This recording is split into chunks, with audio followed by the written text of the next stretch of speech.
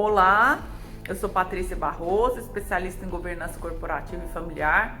Tenho o prazer de estar trabalhando há mais de 10 anos no Brasil todo com empresas familiares de pequeno, médio e grande porte e trouxe aqui hoje para nós, no Direto ao Ponto, o tema conflito de interesses, um capítulo extremamente importante da gestão nas empresas familiares. Quando nós traduzimos esse conceito, nós podemos dizer que se refere especialmente ao uso de recursos de qualquer origem para fins, para resultados particulares, individuais. Posso citar que os públicos principais relacionados a conflitos de interesse são pessoas que estão no conselho de administração, nos comitês, seja de estratégia de pessoas, comitê fiscal, no comitê de riscos, enfim, executivos, diretores, gerentes, colaboradores, sócios, todos esses públicos estão sujeitos a defender interesses particulares contra o negócio. Toda vez que nós temos um capítulo que interessa ao negócio e a um público particular ao mesmo tempo, ele se configura como conflito de interesse. Primeiro passo é desmistificar o que é conflito de interesse em cada organização. Especialmente quando eu estou falando de empresas familiares, eu estou me referindo a detalhes daquele negócio e daquelas famílias envolvidas que são muito particulares. Por exemplo, eu posso dizer que existe conflito de interesse em relação ao patrimônio. Quais são os patrimônios que estão diretamente ligados às pessoas jurídicas e que podem ser usados para fins particulares? Patrimônio de lazer, por exemplo, é um tema que recorre muito em conflito de interesse. Patrimônio de uso do próprio negócio também pode vir. Uma sala de reunião pode ser conflito de interesse? Pode. Se não tiver regra clara, não tiver estabelecido o que pode e o que não pode, pode sim ser conflito de interesse. É muito importante que fique claro que não existe óbvio na relação do negócio e das pessoas com os interesses, nada é óbvio. Tudo precisa ser declarado, comunicado, estabelecido o que é de interesse do negócio e o que pode ser desenvolvido, trabalhado para fins particulares. Eu dei um exemplo muito pequeno aqui em relação ao patrimônio, mas nós podemos estender essa discussão aqui para vários outros exemplos. Eu posso usar o trabalho de um colaborador para fim próprio? Posso. Também outro tema de extrema recorrência nas empresas familiares. Por exemplo, hoje o ambiente de tecnologia ele vem trazendo desafios importantes para as pessoas. A cada dia nós temos novas ferramentas, nós temos novas questões que colocam para nós desafios técnicos. E as empresas estão cada vez mais procurando esses profissionais e se equipando de mão de obra de extrema qualidade.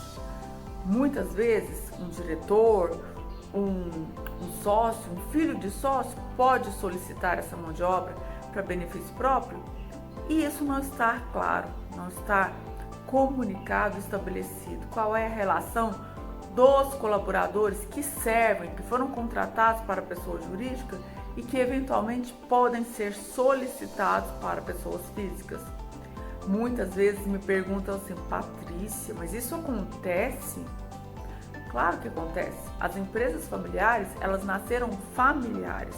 Elas não nasceram uma instituição delimitada, com fronteiras claras.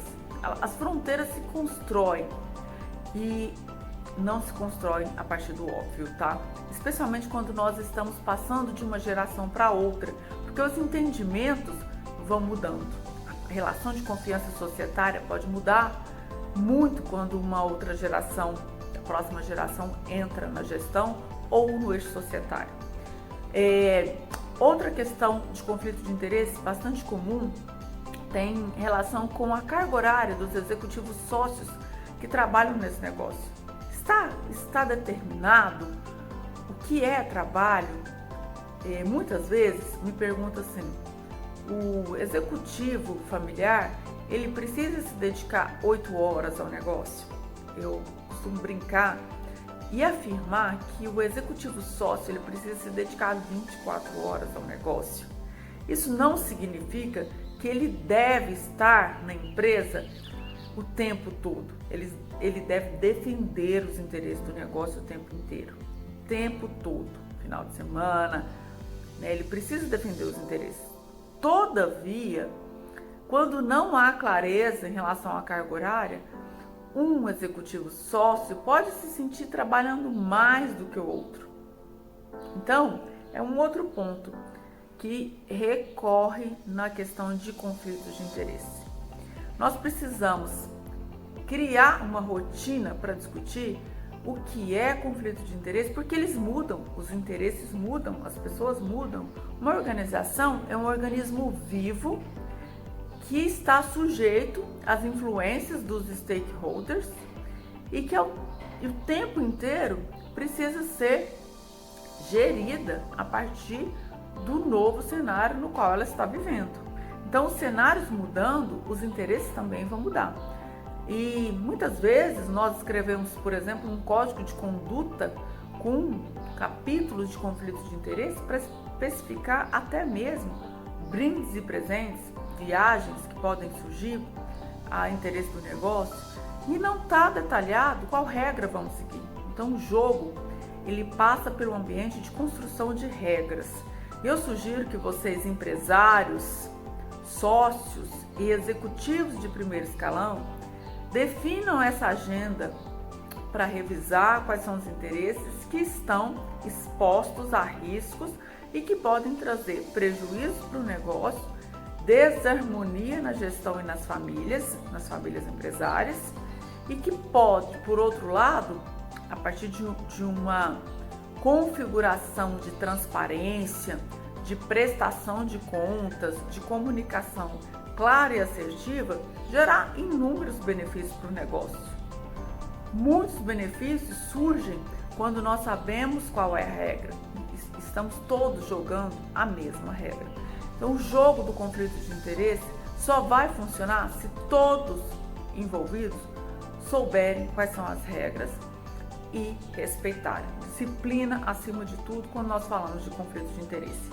Fica aqui para vocês, empresários, a sugestão de entenderem se a empresa de vocês está em qualquer ambiente, família, negócios, sociedade, discutindo à altura do contexto as necessidades de conflitos de interesse. Muito obrigada!